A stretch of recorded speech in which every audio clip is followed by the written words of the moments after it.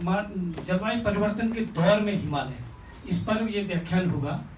और हम लोग जानते हैं कि हिमालय बहुत भंगुर पहाड़ है, दुनिया के सबसे युवा पहाड़ हैं। हिमालय में अभी भी उत्थान की प्रक्रिया लगातार जारी है, इसलिए हिमालय में लगातार भूकंप भी आते रहते हैं। इसके ढाल जो है बहुत संवेदनशील है और इसकी वजह से यहाँ लैंडस्लाइड्स होते रहते हैं। जब तक भूकंप की वजह से हानियाँ होती हैं और लैंडस्लाइड्स की वजह से हानियाँ होती हैं। इसके अलावा अब जो देखा जा रहा है, जो पहले इतनी फ्रिक्वेंसी नहीं थी, अब वनाग्नि की बहुत ज़्यादा बड़ी समस्या आ रही है। ये सारी तमाम चीज़ें, अचानक बाढ़ यहाँ आती है, ड्रॉट से भी यहाँ काफ़ी नुकसान होते हैं। तो ये सारी चीज़ें मल्टी डिजास्टर प्रोन स्टेट है, ये हम लोग सब जानते हैं। और इसके अलावा जो हिमालय को विशिष्ट बनाता है वो है इसकी प्रचुर जैव विविधता। करीब करीब 10,000 प्लांट स्पीसीज यहाँ पाई जाती हैं, जिसमें से 3,160 एंडेमिक स्पीसीज है। एंडेमिक का मतलब होता है कि जो यही पाई जाती है, हिमालय के अलावा और कहीं नहीं पाई जाती। इसलिए हिमालय विशिष्ट है। हिमालय इसलिए भी विशिष्ट है कि 980 यहाँ बर्ड्स की स्पीसीज होती हैं, उनमें से 15 एंडेमिक है जो और कहीं नहीं पाई जाती है। 300 मैमल्स की स्पीसीज जो स्तनधारी हैं, उनमें से 12 केवल यहीं पाए जाते हैं। 175 रेप्टाइल्स हैं, सरीसृप हैं, सांप की प्रजाति वाले हैं, जिसमें छिपकली वगैरह आते हैं, उनमें से 50 यहीं पाई जाती हैं। मेंढक ग्रुप की 105 स्पीसीज में 40 यहीं पाई जाती हैं। और जो साफ पानी के 270 स्पीसीज में से 30 यहाँ पाई जाती हैं और कहीं नहीं पाई जाती हैं। 133 वर्टिब्रेट कशेरुकियों जो हैं वो अभी तक वो थ्रेटेंड हैं, वो खत्म होने के कगार पर हैं। और 112 प्लांट स्पीसीज खतरे के कगार पर हैं, वो खत्म होने जा रहे हैं। इसलिए हिमालय बहुत जरूरी है। बड़े दुख की बात यह भी है कि यहाँ छात्रों की तादाद ज्यादा होनी चाहिए थी हिमालय को जानने के लिए, जिनके हाथ में भविष्य में हिमालय सहित पूरा भारत आने वाला है, पूरा विश्व आने वाला है, उनमें समझने की प्रवृत्ति न जागे, जबकि इसका प्रचार प्रसार पूरा हुआ था। ये बड़ी दुख की बात है। हिमालय हम सब जानते हैं, हिमालय की उत्पत्ति कैसे हुई। हिमालय में उत्पत्ति का बदस्तूर अभी जारी है। 71 बिलियन ईयर्स से पहले से शुरू हुई ये हिमालय की उपमहाद्वीप की यात्रा, जो दक्षिणी गोलार्ध से शुरू होकर ऊपर को बढ़ी और हिमालय आज आपके सामने है। इसमें हिमालय जो दिखता है, इसके अंदर इस तरह की बहुत सारी दरारें हैं। इन दरारों में जब तक मूवमेंट होता है उसकी वजह से भूकंप आते हैं और स्ट्रेस अभी भी एक्युमुलेट हो रहा है। भारतीय उपमहाद्वीप की पट्टी जो है वो उत्तर पूर्व की तरफ को लगातार धक्का मार रही है और इसलिए एशिया के प्लेट पर टकराव के कारण कभी कभी रिलीज हो जाता है, इसलिए भूकंप आते हैं। हिमालय इसलिए बहुत भंगुर है। मौसम परिवर्तन का प्रभाव इसलिए यहाँ ज्यादा होता है कि अगर वर्षा की मात्रा में, परिमाण में और वर्षा की स्थिति में और अंतर आते हैं तो उसकी वजह से यहाँ नुकसान कई और क्षेत्रों से ज्यादा होता है। भूकंप की अगर हम उत्तराखंड के परिप्रेक्ष्य में बात करें, ये शुरुआत तौर पर, हालांकि इसका सीधे जलवायु परिवर्तन से कोई मतलब नहीं है, लेकिन ये बताना जरूरी है कि वैज्ञानिक कहते हैं कि हिमालय में अगर कहीं भी अब 8+ का भूकंप आने की सबसे ज्यादा संभावना अगर कहीं है तो ये उत्तराखंड का क्षेत्र है। इसको कहते हैं सेंट्रल सेस्मिक गैप। 1905 में आया कांगड़ा में भूकंप, 1934 में आया नेपाल बिहार बॉर्डर का भूकंप। ये 8+ के करीब 8 के इर्द गिर्द के भूकंप माने जाते हैं। इसके बीच का ये 500-700 किलोमीटर का जो क्षेत्र है, इसको कहते हैं वैज्ञानिक कि करीब करीब 500-600 साल से यहाँ रिकॉर्डेड हिस्ट्री में 8+ का भूकंप नहीं आया। केवल 1803 में एक भूकंप आया था, जिस भूकंप ने बड़ा नुकसान किया। जो पहले कुछ वैज्ञानिक मानते थे कि 8+ का है, लेकिन अब वैज्ञानिक मानते हैं नहीं, ये करीब 7 से 7.6 मैग्नीट्यूड का भूकंप था, इससे ज्यादा नहीं था। और जब भूकंप चाहे 50 आ जाए, अगर वो बड़े परिमाण के नहीं आते हैं, 8+ के 8 के इर्द गिर्द नहीं आते हैं, तो वो ऊर्जा, आवश्यक ऊर्जा रिलीज नहीं होती है जो कि रिलीज होनी चाहिए। इसलिए छोटे भूकंप थोड़ा बहुत डिले कर सकते हैं, लेकिन बड़ा भूकंप आना अवश्यंभावी है। इसलिए सारे विश्व के वैज्ञानिक, वो वैज्ञानिक इसमें मतैक्य है उनका कि सबसे बड़ा भूकंप उत्तराखंड के क्षेत्र में अभी हुआ है। सेंट्रल सेस्मिक गैप इसको कहते हैं। ये हमने भी स्टडी की थी और हमने भी पाया था कि यहाँ जो हमने एक अल्ट्रा सोफिस्टिकेटेड जीपीएस स्टडीज करी और हमने पाया कि इस एरिया में ऊर्जा बहुत तेजी से एक्युमुलेट हो रही है। पूरी हलचल है लेकिन वो रिलीज नहीं हो रहा, वो ऊर्जा कहीं एक्युमुलेट हो रही है। वैज्ञानिक इसको पकड़ नहीं पाए कि ये ऊर्जा कहाँ पर इतनी, मतलब वो जैसे निर्मल बाबा कहते हैं ना कि कृपा बनी हुई, कहीं कृपा अटकी हुई है, यहाँ ये ऊर्जा अटकी हुई है, ये कभी भी रिलीज हो सकती है। अब अगर इसको क्लाइमेटिक दृष्टि से, इसको जलवायु की दृष्टि से देखें तो हिमालय में दो तरह के मॉइस्चर, दो तरह की ह्यूमिडिटी, दो तरह की आर्द्रता हिमालय पे सभी लोग जानते हैं कि वो काम करती हैं। एक तो है ये जो कि पश्चिम से आती है, जिसको कहते हैं वेस्टर्न डिस्टर्बेंस, जो यूरोप से जो हवाएं उठती हैं वो मध्य भूमध्य सागर से जो आर्द्रता उठाती है और उसके बाद हिमालय की तरफ को आती है। ये एक मॉइस्चर ये आता है जिसको कहते हैं वेस्टर्न डिस्टर्बेंस। और दूसरा ये आता है जो दक्षिण पश्चिम मानसून जिसे हम कहते हैं, वो बंगाल की खाड़ी से आता है, उत्तर पूर्व से टकरा के इस तरफ को हिमालय के पूरे क्षेत्र में बारिश करता है। मुख्यतः 80% जो बारिश होती है ये गर्मियों में इसकी वजह से होती है, जो हमारे यहाँ मानसून जो आता है उसकी वजह से होती है, और 20% बारिश जो रेस्ट रिमेनिंग है पूरे हिमालय में वो इसकी वजह से आती है। असल में लोचा यहाँ है, इन दोनों का बैलेंस बिगड़ रहा है बहुत बुरी तरह से, इसलिए हिमालय में असामान्य तौर पर बड़ी बारिश की जनित दुर्घटनाएं हो रही हैं। उसको मैं आगे थोड़ा बहुत बताने की कोशिश करूंगा। होता क्या है कि बरसात में, जाड़ों में, ये विंटर में जो वेस्टर्न डिस्टर्बेंस है इस रीजन के, इस मॉइस्चर के कारण बारिश होती है, जिस बर्फ ज्यादातर पड़ती है। उत्तर भारत में या तो बारिश होती है या ऊंचाई वाले क्षेत्रों में बर्फ पड़ती है। और दूसरा होता है कि मानसून के कारण कभी कभी क्या होता है, बहुत रेयर अनकॉमन होता है, था पहले कि ये दोनों एक साथ काम करने लगते हैं। ये अरबियन सी से भी मानसून आता है, कभी कभी ये तीनों का यहाँ पे एक साथ संयोग बन जाता है, वो बहुत रेयर होता था पहले। लेकिन अब वैज्ञानिक इसमें वो मैं आगे बताऊंगा कि इसमें क्या परिवर्तन आया है।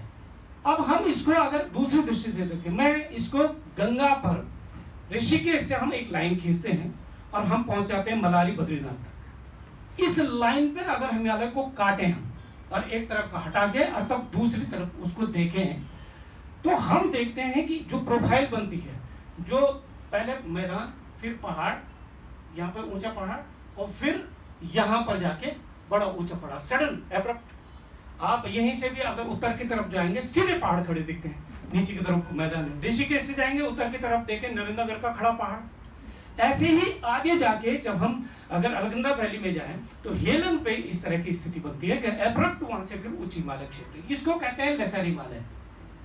इसके बाहर का या तो आउटर हिमालय हो गया जिसको हम शिवालिक बोलते हैं, उसके बाद इन गंगा यमुना का मैदान है। यहाँ पर अगर हम इसको बारिश के संदर्भ में देखें तो बारिश से सब सर्वत्र हिमालय में एक जैसी नहीं होती है।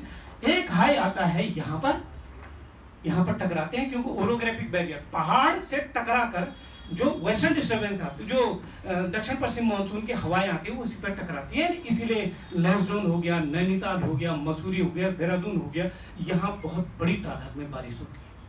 इसके पीछे का क्षेत्र थोड़ा थोड़ा मानसून के कारण शेड, जैसे टिहरी में जाएंगे आपको इतनी बारिश नहीं मिलेगी, श्रीनगर में जाएंगे आपको इतनी बारिश नहीं मिलेगी, वो थोड़ा बारिश के कारण निरापद क्षेत्र, जैसे जिसको शेडो जोन, हवाओं का शेडो जोन। यो हवाएं बाकी जो चलती इस टकराव के बाद जो ऊपर चलती गई वो दूसरे यहाँ पे टकराती हैं। ये है लेसर हिमालय और हायर हिमालय का जंक्शन। ये मैठाणी जी वहां के हैं, उस क्षेत्र में एक दरार दूसरी दरार है, उसके कारण एब्रप्ट हाई है जिसको हायर हिमालय कहते हैं। हायर हिमालय पे टकरा के दूसरा हाई रेनफॉल का यहाँ पे बनता है। यहाँ पे और ये दो रीजन हैं जो फोकस्ड, ये सदर्न फ्रंट है, दक्षिण फ्रंट है, ये बड़े हिमालय के उच्च जहां पर से एब्रप्ट हाई जाता है उसका दक्षिण फ्रंट है, तो यहाँ पर फोकस्ड रेनफॉल ज्यादा होती है। दूसरा क्षेत्र ये है। आप पाओगे कि बड़े आपदाएं इन्हीं क्षेत्रों तक, खासकर इस क्षेत्र पे बहुत बहुत बड़ी तादाद में इस क्षेत्र में। अब हम देखें कि अगर हमने टू मॉइस्चर की बात करी, हमने बर्फ की बात करी, हमने बारिश की बात करी, तो भारतीय उपमहाद्वीप में आने वाली नदियों के मिजाज पे उस पर पानी कहां से आ रहा है, इस पर हम देखें तो केवल 2 बड़ी नदियां हैं जिनमें ज्यादातर पानी बर्फ का या ग्लेशियर का है। बर्फ और ग्लेशियर दोनों अलग चीजें हैं। ग्लेशियर हजारों सैकड़ों साल से संगठित बर्फ और उसके साथ मिट्टी का एक अमलगमेशन कॉम्पैक्ट होता है, वो क्रिस्टलाइज होता है, वो बनता है ग्लेशियर आइस, ग्लेशियल आइस। लेकिन जो खाली बर्फ गिरती वो भी पिघलती है।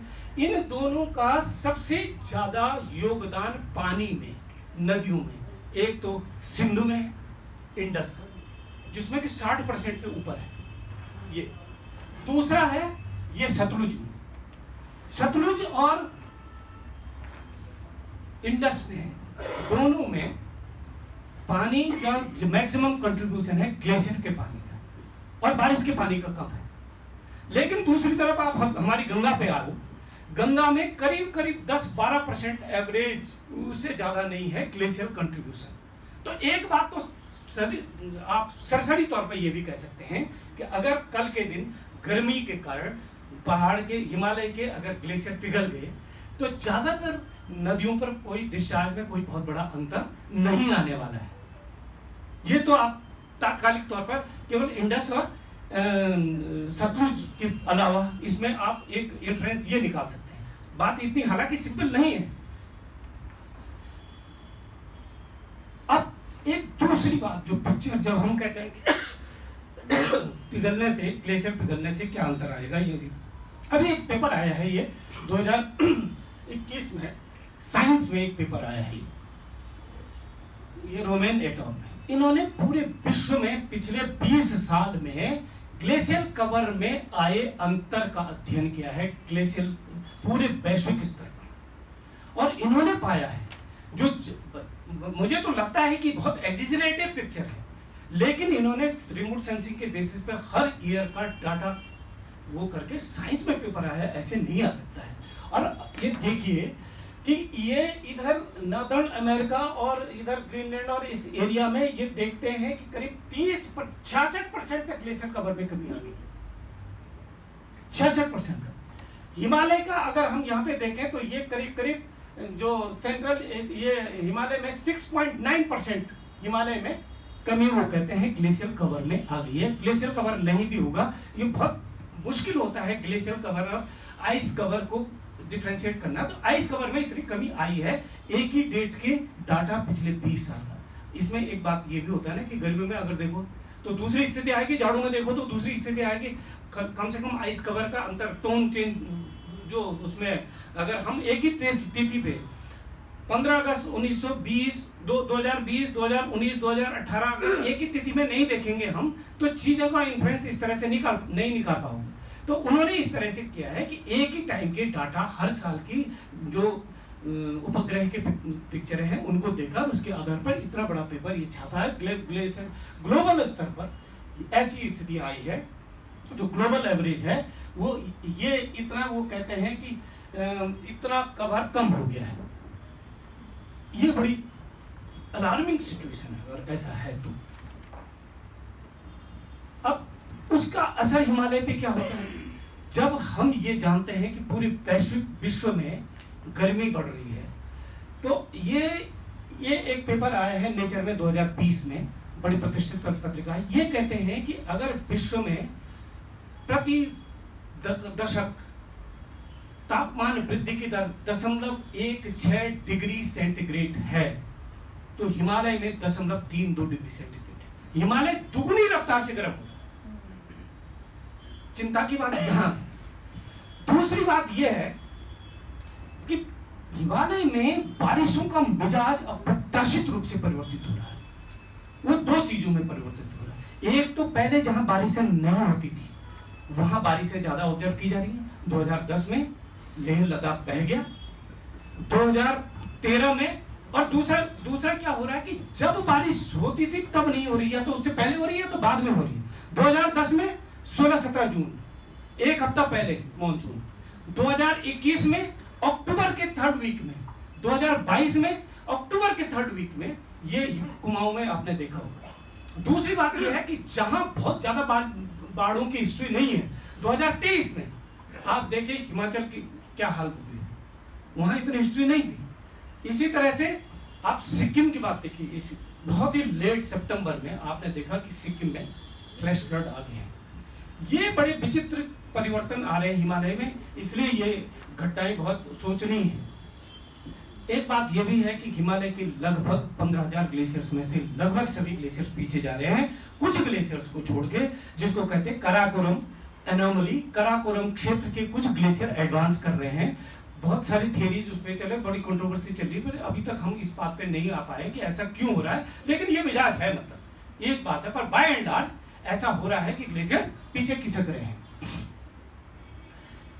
एक बात और है कि जो वेस्टर्न डिस्टर्बेंस का सीजन है, जो पश्चिमी झंझावातों के कारण, पश्चिमी विक्षोभ के कारण जो बारिश होती थी, सामान्यतः वो जाड़ों में होती थी। जाड़ों की सारी बारिशें, और गर्मियों में जो बारिश होती थी वो ये होती थी साउथ वेस्ट मानसून के कारण। बहुत रेयरली वेस्टर्न डिस्टर्बेंस के कारण भी बारिश होती थी, लेकिन अब ऐसा नहीं है। अब बहुत फ्रीक्वेंसी पिछले 20 साल में, ये एक पेपर कह रहा है, पिछले 20 साल में दुगुना हो गया है उनकी आमद, वेस्टर्न डिस्टर्बेंस की आमद गर्मियों में, जिन दिनों सामान्यतः नहीं रहते थे। एक पेपर अभी आया 2023 में, ये पेपर बता रहा है कि वेस्टर्न डिस्टर्बेंस के मिजाज में आशातीत परिवर्तन है, और ये वेस्टर्न डिस्टर्बेंस और मॉनसून का जब दोनों का भिड़ंत जब हो रही है, दोनों की कपलिंग जब हो रही है, दोनों जब मिल रहे हैं आपस में, तो हिमालय में जब जब बड़े आकार की वर्षा जनित आपदाएं आई हैं, उसके पीछे इन दोनों का भिड़ंत का रोल ज्यादा है। 2013 में यही सिचुएशन थी केदारनाथ आपदा में, 2023 में हिमाचल में यही सिचुएशन है। जब जब ये भिड़ंत बढ़ रही है, तब ज्यादा आपदाएं, बड़ी आपदाएं, आकार में बड़ी आपदाएं आ रही हैं, और ये भिड़ंत बढ़ती जा रही है, इनकी फ्रीक्वेंसी बढ़ती जा रही है। वेस्टर्न डिस्टर्बेंस गर्मियों में ज्यादा आ रहे हैं, पहले नहीं आते थे।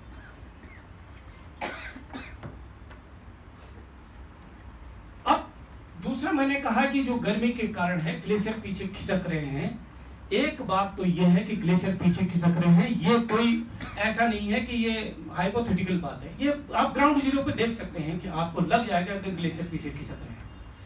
ये ग्लेशियर, ये डकरानी ग्लेशियर, ये डीपी डोभाल वाडिया इंस्टीट्यूट के बड़े ग्लेशियोलॉजिस्ट हैं, उन्होंने ये पेपर छापा है, और उन्होंने पाया है कि 1962 में यहाँ पर था स्नॉट, और टोपोसीड से उन्होंने उसको ट्रेस किया था। उसके बाद से लगातार सैटेलाइट डाटा से देखा उन्होंने ग्लेशियर का स्नॉट, जहां पर से पानी निकलता है, वो पीछे खिसक रहा है ज्यादातर। हमने भी बहुत सारी वैलीज में काम किया है, हमने भी ये देखा है कि ग्लेशियर बहुत तेजी से पीछे खिसक रहे हैं, और ग्लेशियर पीछे खिसक कर कम हो रहा है ग्लेशियर का मास, एक बात है। दूसरी बात यह है कि ग्लेशियर क्या है, ग्लेशियर केवल आइस का मास नहीं है, बर्फ का ही मास नहीं है।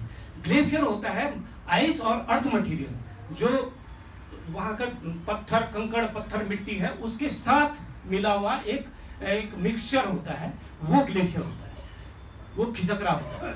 होता क्या है कि अगर उसका बर्फ वाला पोर्शन पिघल गया तो लूज मटेरियल लंबवत नदी की घाटियों में पीछे तक पड़ा रहता है वो।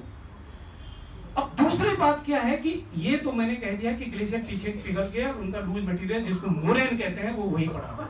दूसरी बात ये भी है कि जहां पहले बर्फ पड़ती थी, अब वहां बारिशें होने लगी। 2013 में भयंकर बारिश हुई केदारनाथ के नॉर्थ में, जहां कभी इतनी भयंकर बारिश नहीं होती थी। उसके कारण जो है, ये जो मटेरियल है, जो लूज मटेरियल ग्लेशियर के पीछे के खिसकने से जो लूज मटेरियल जमा है, वो बहकर नीचे की तरफ आ रहा है, मोबिलाइज कर रहा है नीचे की तरफ, फ्लैश फ्लड ला रहा, बड़े आकार की बाढ़ें ला रहा है। उस बाढ़ के कारण कई पेपर ऐसे बता रहे हैं कि ये देखिए, ये पीछे खिसक के ये लूज मटेरियल छोड़ रखा, ग्लेशियर का मटेरियल। ये भगीरथ खर्क ग्लेशियर का मैंने 2018 में ये फोटो लिया था, और ये इतना पीछे खिसक है। वॉल्यूम देख रहे हैं आप, ग्लेशियर का कितना वॉल्यूम पीछे नीचे हो गया। ये लूज मटेरियल हमने एक रफ एस्टिमेट किया था कि ये इतने जगह इतना लूज मटेरियल जमा है।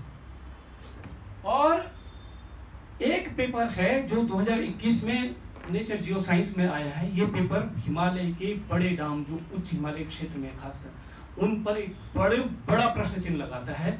ये कहते हैं कि जिन क्षेत्रों में पहले बारिश होती थी, वो बर्फ पड़ती थी, वहां बारिश होने लगी और वहां लूज मटेरियल ग्लेशियर पीछे खिसकने से लूज मटेरियल जमा पड़ा है, वो बारिशें उस लूज मटेरियल को नीचे को ला रही हैं और उसकी वजह से जैसे 2023 में अभी तीस्ता में जो डैम बना था सिक्किम में, वो पूरी तरह से डिस्ट्रॉय हो गया। 2021 में उसी लूज मटेरियल को लाते हुए 7 फरवरी को आपको ध्यान होगा ऋषिगंगा जो त्रासदी हुई, उसमें ऋषिगंगा के ऊपर एक पहाड़ टूटा, उसमें पिघलने वाला मामला नहीं था, पहाड़ टूटने की वजह से जो लूज मटेरियल नीचे था, वो जो पानी, जो बर्फ का पानी था, वो नीचे आके पिघला और उसने अपने साथ जो लूज मटेरियल था उसको लाया और नीचे की तरफ पहले ऋषिगंगा हाइड्रो पावर प्रोजेक्ट्स, उसके बाद Tapovan hydro power projects, 2 projects उसने नेस्त नाबूद किए और 200 के करीब लोगों की जानें गई। ये पेपर कहता है कि इस तरह से बहुत ज्यादा संख्या में हिमालय में ऐसे बांध हैं जो कि इस तरह की प्रवृत्ति के कारण कि उच्च हिमालय क्षेत्रों में बारिश होने लगी है, लूज मटेरियल वहां जमा है, टॉरेंशियल रेन्स हो रही हैं, उन इवेंट्स में नीचे की तरफ आएंगे, डैम्स खतरे में है, बहुत बड़ी संख्या में डैम्स खतरे में है और उसकी वजह से उसके कैस्केडिंग इफेक्ट होते हैं डाउनवर्ड, डाउन स्ट्रीम में उसके कैस्केडिंग इफेक्ट होते हैं, बहुत बड़ी चिंता खतरे की जद में। ये बहुत प्रतिष्ठित और बहुत बड़ा शोध ये है, ये हम ही लोग नहीं करें। हो सकता है हम हिमालय में रह रहे हैं, हम बायस्ड हों, हम पे विकास विरोधी बोला जाता है, कई बार हम पे बड़े बड़े आरोप भी लगते हैं, जैसे कह रहे थे मजाक में कि चाइना से पैसा मिल रहा है, या हम इस तरह की अगर बातें करें कि हिमालय को एक्स्ट्रा सेंसिटिविटी से देखने की जरूरत है, हिमालय इसकी फ्रेजिलिटी को एक्नॉलेज करने की जरूरत है, तब विकास विरोधी बोला जाता है। हालांकि इस बार मैंने ये बात देखी, जब हिमालय में भयानक हो गया और इस तरह से होने लगा, सेंट्रल गवर्नमेंट में भी कहीं कहीं हिला है, सेंट्रल गवर्नमेंट में भी इस तरह की रिथिंकिंग की मेरे को कुछ सिग्नेचर्स मिले हैं, जिससे पता चलता है कि सेंट्रल गवर्नमेंट भी अब सोचने लग गई है कि कुछ ज्यादा तो नहीं कर दिया है। ये बात सच है कि विज्ञान को कभी भी इंजीनियर्स, कभी भी डेवलपर्स, कभी उसको बहुत ज्यादा उसको कंसिडर नहीं करते हैं। उनको लगता है कि ये एक ऐसे उलझन है जिसको जिसको साफ करके ही हम आगे बढ़ सकते हैं। अब ये मैंने इस मुद्दे को मैंने बोल दिया है कि किस तरह से वो खतरा है जो कि लूज मटेरियल है, बारिश के आने की स्थिति में वो नीचे की तरफ डैम्स को खतरा पहुंचा सकता है। एक दूसरी बात भी है डैम्स के साथ, और ये बड़े प्रोजेक्ट्स के साथ हर बात है कि एक बात तो हिमालय को आईपीसीसी बोलता है कि it's a white spot on the globe. White spot इसलिए बोलता है कि हिमालय में डाटा, बेसिक फंडामेंटल डाटा की कमी है। जो आधारभूत डाटा किसी भी प्रोजेक्ट के लिए, किसी भी कार्य योजना के लिए चाहिए, उसकी कमी है। आपको ताजुब होगा कि हमारे यहाँ बड़े हाइड्रो पावर प्रोजेक्ट्स बिना किसी बहुत कन्विंसिंग डिस्चार्ज डाटा के, पानी में कितना, नदी में कितना पानी बह रहा है, इसका आकलन, सम्यक आकलन हमारे पास नहीं है, अंदाजे से डैम फाइनल हो रहे हैं। दूसरा, इस तरह के नॉर्म्स बनाए गए हैं जो ब्लर हैं, बहुत साफ सुथरे नहीं है। लेकिन उससे भी बड़ी बात है, जितने भी जैसे भी नॉर्म्स हैं उनका कहीं भी पालन नहीं हो रहा है, सामने देखते उनका बड़े पैमाने पर वायलेशन हो रहा है, उनको कहीं भी उसको कंसीडर नहीं किया जा रहा है, इसलिए तबाही का मंजर कहीं गुना ज्यादा हो रहा है। देखिए, ये डंपिंग जोन है, ये श्रीनगर डैम का है, ये दूसरे डैम का है, ये हर जगह ये क्या करते हैं कि नदी के अलोंग ये जो मलबा निकलता है उसको नदी के अलोंग बेतरतीब डाल देते हैं। 2013 में उत्तराखंड में जो केदारनाथ आपदा आई, वो सभी नदियों में जहां जहां पर भी नुकसान हुआ वो डैम्स के जस्ट नीचे की साइड में हुआ। ये संयोग नहीं है कि हर डैम के नीचे की तरफ तबाही का मंजर कुछ और ही था। ये इसलिए कि जो ये मलबा है, ये मलबा पानी बढ़ने के कारण ये मलबा नदी में पहुंचा, नदी का आकार बढ़ाया, उसका घनत्व बढ़ाया, उसकी मारक क्षमता बढ़ाई और नीचे तबाही कर दी। श्रीनगर में ऐसा हुआ, कुंड के बाद ऐसा हुआ, हर जगह आप दारमा वैली में चले जाइए, पिथौरागढ़ में, वहां ऐसा हुआ। हर नदी में जितने भी हाइड्रो पावर प्रोजेक्ट्स थे जो या तो निर्माणाधीन थे या निर्माण की प्रक्रिया में ताजे बना दिए गए थे, उनका जो मलबा था, उस मलबा ने बहुत भीषण तबाही बचाई और ये हर जगह ही है। ये सारी चीजें हमने डिस्कस करी दी है, मैं बहुत ज्यादा टाइम नहीं लूंगा। श्रीनगर का एग्जांपल मैं दे रहा हूं कि इन्होंने ये डंप लगाया था, गढ़वाल विश्वविद्यालय का, यहाँ पे वो था स्टेडियम था, स्टेडियम के बाहर ये डंप लगाया था और इसके कहीं प्रोटेक्टिव मेजर नहीं थे। नदी के किनारे डालना वैसे भी नियम के खिलाफ है, ये क्रिमिनल ऑफेंस है कि तुमने नदी में सीधे डंप कर दिया। पर आप देखो कि सारी नदियों के किनारे डंप कर रखे मलबे। ये 5-7 लाख घन मीटर मलबा मेरा एस्टिमेशन था, हमारा पेपर इसमें छपा है। और उसमें हमने ये देखा कि ये उस 2013 को 16-17 जून को ये सारा का सारा मक्का यहाँ से उठा और हिमालय श्रीनगर के नीचे की तरफ को डंप हो गया और उसकी वजह से वहां की बस्तियों में व्यापक तबाही हुई। इस पेपर को सुप्रीम कोर्ट में इसको प्रेजेंट किया गया, ग्रीन ट्रिब्यूनल के बाद सुप्रीम कोर्ट में, और उस एजेंसी पे इस पर वो हर्जाना लगाया गया कि तुमने ये नुकसान किया। पर बहुत नॉमिनल था, लेकिन एक शुरुआत हुई, बहुत नॉमिनल था वो मेरे ख्याल से कुछ 10 करोड़ के कितना, बहुत ज्यादा नहीं था। और उस पे लेकिन ये बात हुई कि ये माना, कंपनी ने माना कि ये मेरा डंप था। वो रिसर्च का ये महत्व जरूर है। ये देखिए, ये नदी के किनारे ये सब डंप डाल रखे थे। ये इसी तरह से पांडुकेश्वर वाला डैम भी था, उस पर ज्यादा ये वो तबाह हो गया। ये तो डैम्स का है। हमने ये देखा कि जो डैम्स के कई चीजें तो सामने दिख रही है बनाने के दौरान या बनाने के तत्काल बाद हम देखते हैं कि वायलेशन के कारण, नॉर्म्स की वायलेशन के कारण इस तरह की तबाही हो रही है। एक बात और है, टिहरी डैम तो बन गया है। टिहरी डैम पे के बाद क्या हो रहा है इसका अध्ययन कोई नहीं कर रहा है, जबकि वो दूसरे डैम्स के लिए एक लेसन हो सकता था। हमने पाया कि जो इसके कोलेटरल डैमेजेस वो टिहरी डैम में वो कहीं ज्यादा है, जो कि अभी कहीं आ नहीं रहा। हमने पाया, ये पेपर हमने पब्लिश किया, हमने देखा कि उसके कारण जो ड्रॉ डाउन इफेक्ट है, भाई देखो रिजर्वायर बरसात में भरता है और जाड़ों में अप्रैल मई जून तक खाली होता है। इसके कारण ये इस rhythmic behaviour of the water level के कारण ऊपर, बहुत ऊपर तक दरारें पड़ रही है। और कई गांव जैसे मदन नेगी जैसे गांव, कई गांव करीब दर्जनों गांव, वहां बहुत बड़ी दरारों के कारण अब दरारें अब आ गई और वो रहने लायक नहीं लगे। रोज वहां धरने हो रहे, अभी तक भी हो रहे। कहाँ आ रहे, मीडिया में नहीं आता है। तो ये सारी चीजें जो हैं ये देखने की जरूरत थी। इसका टिहरी डैम जब बनाई दिया तो उससे एक लेसन तो हो सकता था, जो कि पंचेश्वर डैम में काम आता है, नहीं किया जा रहा है। ये तमाम चीजें हैं। और ये तो पेपर की जो मैंने बात करी थी, ये जो पेपर बोल रहा है कि वेस्टर्न डिस्टर्बेंस की फ्रीक्वेंसी बढ़ रही है, ये वो वाला पेपर है, अभी 2023 में आया है। वो इसकी बात मैं कर रहा था कि रॉन्टी गार्ड में जो 2021 में 7 फरवरी को जो आया, जिसकी वजह से 2 हाइड्रो पावर प्रोजेक्ट्स खत्म हुए, यहाँ से टूटा था ये चंक, और इस चंक के टूटने से नीचे नदी में बाढ़ आई और उस बाढ़ के ये सब मलबा उठा के ले गई यहाँ से, जो लूज मलबा था। ये सारी चीजें तो उसकी थी। तो ये हमारे अध्ययन के पेपर आए हमारे।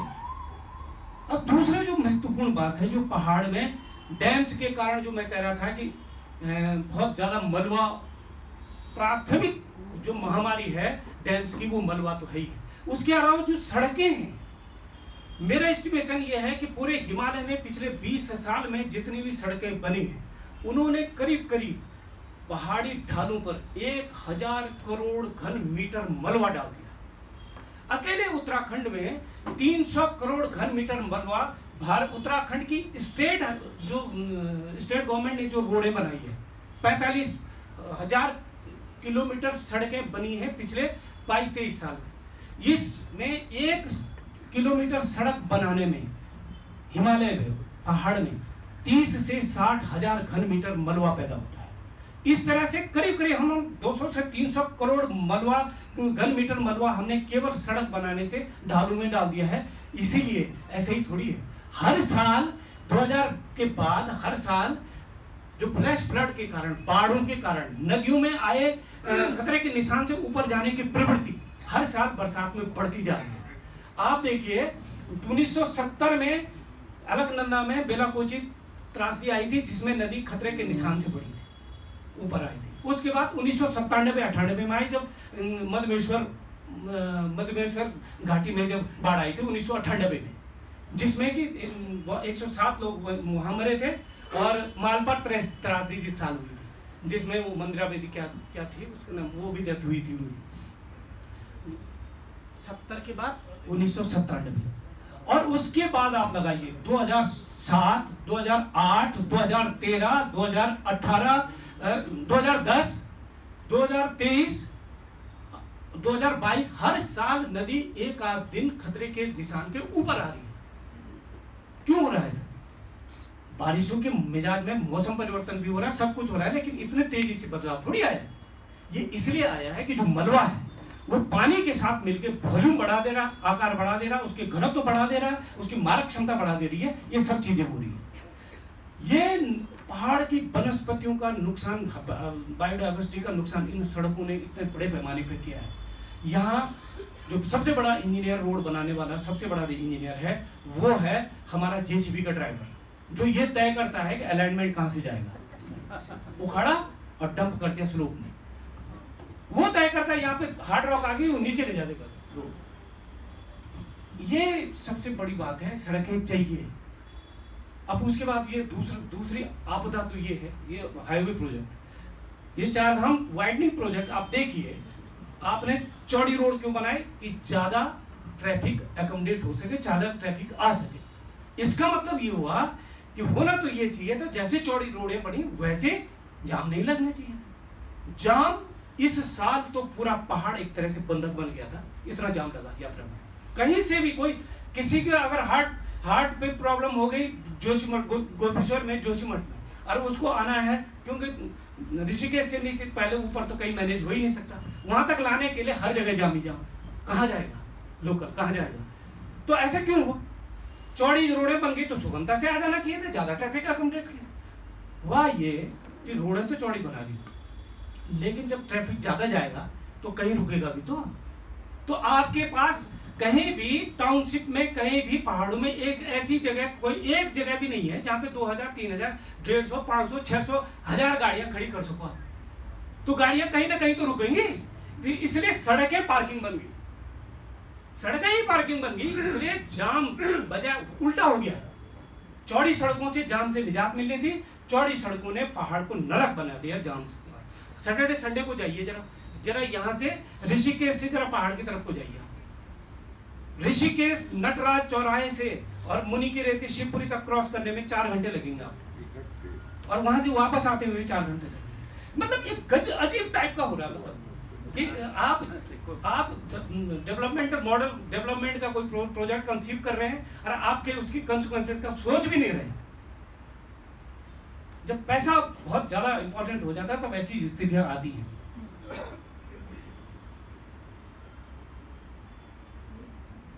ये सड़कों के, ये मैं ज्यादा टाइम नहीं लूंगा। अब मैंने अपना ये खाली ये डैमेज का है कि ये वहाँ का है, क्या कहते हैं, मनाली, कुल्लू मनाली एरिया का, और ये सारी चीजें मैंने लगभग बोल दी हैं। मैं खाली फोटोग्राफ दिखाने के लिए आपको, ये हमने कोशिश की। ऐसा लोग कहते हैं कि अल्टरनेट क्या है। अभी इंडिया टुडे वो हुआ, कॉन्क्लेव हुआ, तो उसमें मेरे से प्रश्न पूछा गया सॉल्यूशन क्या है। मैंने कहा काश ये प्रश्न आप 20 साल पहले मुझसे पूछते। अब तो आपने तबाही का वो तांडव मचा दिया है कि अब पहले तो उससे बचने का क्वेश्चन देखना पड़ेगा आपको। तो हम, ऐसी बात नहीं है, रिसर्चेज आ रही हैं, अल्टरनेट बता रहे हैं। आपको अच्छी सड़कें चाहिए, चौड़ी सड़कों से ज्यादा पहाड़ में अच्छी सड़कें चाहिए। अभी आप बोलिए ऑल वेदर रोड इन सड़कों को बोल रहे हैं, और जब बारिश का वेदर आया तब वो सड़कें बंद थी, और जो लूप लाइनें थी, लोग इधर गाय बाएं, इधर आड़े तिरछे करके उनसे आए बाहर। तो ऑल वेदर रोड कौन सी हुई? जो बरसात में बंद हो गई।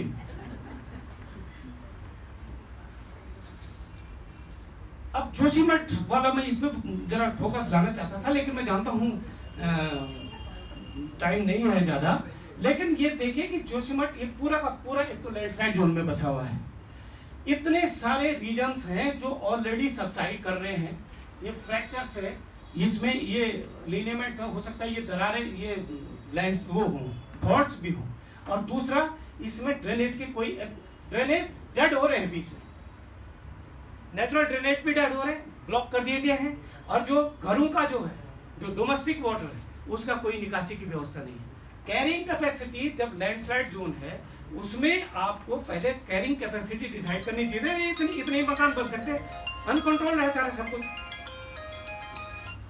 तो ये सारी चीजें देखते हुए जोशीमठ की तो एक वानगी भर है। पूरे हिमालय में 1000 ऐसे कस्बे हैं जो जोशीमठ बनने की स्थिति में है और बन रहे हैं लगातार। आपने शिमला की हालत देखी, आप गोपेश्वर की हालत देखिए, आप पौड़ी की हालत देखिए, आप धर्मशाला की हालत देखिए, आपने हर जगह आप ऐसे देखेंगे, आपको जोशीमठ, रेप्लिका ऑफ जोशीमठ आपको मिलते जाएंगे।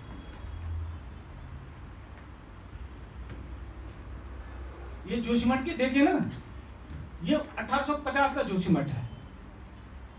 1976 में जोशीमठ, 1970 के उसके बाद बेलाकोची, उसके बाद ये सारा स्लोप एक्टिव हो गया था। उसके बाद 1976 में एक कमेटी बैठी थी, मिश्रा कमेटी, उसने बोला था कि अब इसमें ज्यादा कंस्ट्रक्शन मत करो, कंस्ट्रक्शन बिल्कुल बंद कर देना चाहिए।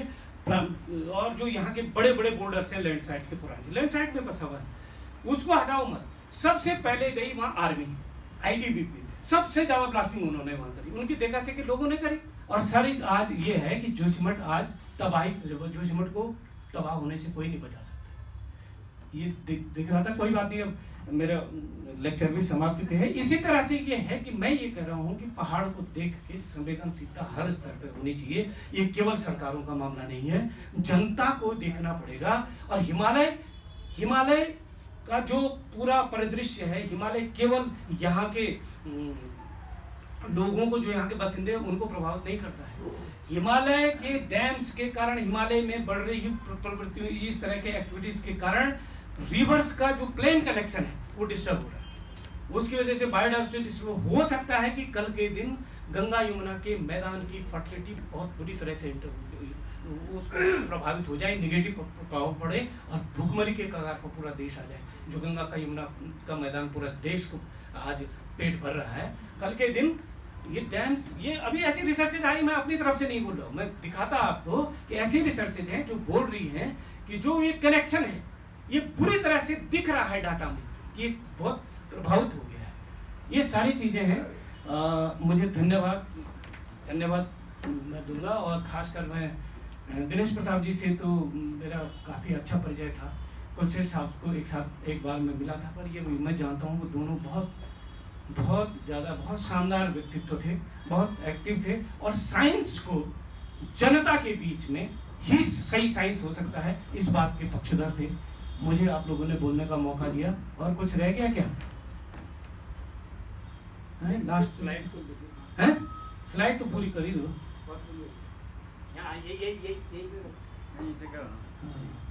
ऊपर प्ले कर दो ना, ये ट्रायंगल है जो। ये जोशीमठ का अभी एक पेपर हमारा आया है, देखिए आप 1882 में ये थी, उसी जगह से हमने लिया ये फोटो। ये देखिए ये हाल है जोशीमठ के।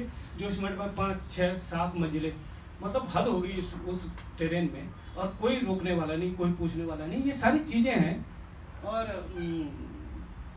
तमाम ये दरारें, ये सब चीज। अब देखिए ये है साहब डिजास्टर मैनेजमेंट। एक ये पत्थर है, ये नीचे गिर रहा है, हमारे उत्कृष्ट इंजीनियरों ने ये टैग लगा रखे हैं, नीचे धरती भी धस रही है। ये हमारा डिजास्टर मैनेजमेंट का मॉडल है। हाँ, नहीं तो वो पत्थर की दया है इस पे, वो इसके कारण नहीं रुका हुआ है। ये हमारा पेपर इसमें आया। इसकी इंटरेस्टिंग कहानी ये है कि जब सरकार ने सारे संस्थानों को बैन कर दिया कि वो कोई भी रिपोर्ट छापेंगे नहीं जोशीमठ पे, हमारा ये पेपर एक्सेप्ट हो गया फरवरी में। प्रिंट आ गया, हाँ, प्री प्रिंट जो गैली प्रिंट आता है, जो जिसमें बोलते हैं कि इसमें कोई गलती है, तो वो नेक्स्ट इश्यू में उसको आना था। एक मेल आती है हमको कि हमारे चीफ एडिटर ने रोक दिया। इस पेपर में हमने कोई बहुत बड़ी बात नहीं करी थी, लेकिन 6 महीने बाद तब छपा साहब, ये जून में, जुलाई में तब छपा। ये पेपर कारण रोक दिया गया। इस तरह से एकेडमिक्स पे मतलब वो पाबंदी लगाने के बजाय उन एक्टिविटीज पे पाबंदी लगाएं, साइंस को कंसिडर करें। जितना भी पब्लिश लिटरेचर है, भले ही ज्ञान, हिमालय पे अभी भी डाटा की कमी हो, पर जो भी है उसको यूज तो करें। ये सारी चीजें हैं। और ये केदारनाथ, बद्रीनाथ की, ये केदारनाथ आपदा के संदर्भ में ये बात थी। ये मेरे पास कुछ फोटोग्राफ है, ये हमने उस समय भी पब्लिश किया था। ये 2021 का जो वो हुआ था, जिसको मैं कह रहा हूँ ऋषिगंगा ट्रेजेडी, उस पर छापा था। ये केदारनाथ पे हम लोग मतलब वैज्ञानिक लोग काम कर रहे हैं, ऐसी बात नहीं है। आप देखिए, ये रामबाड़ा अब नहीं है, ये रामबाड़ा में सबसे पहले जो रिवर स्ट्रीम को पेलो चैनल जो था, सबसे पहले उस पर खड़ा किया गढ़वाल मंडल विकास निगम। श्रीनगर में 1970 के फ्लड प्लेन पे सबसे पहले कंस्ट्रक्शन किया एसएसबी ने, सबसे पहले सरकार करती है, उसको देखा से कि तब जनता भी करती है। ये सारी चीजें ठीक। धन्यवाद।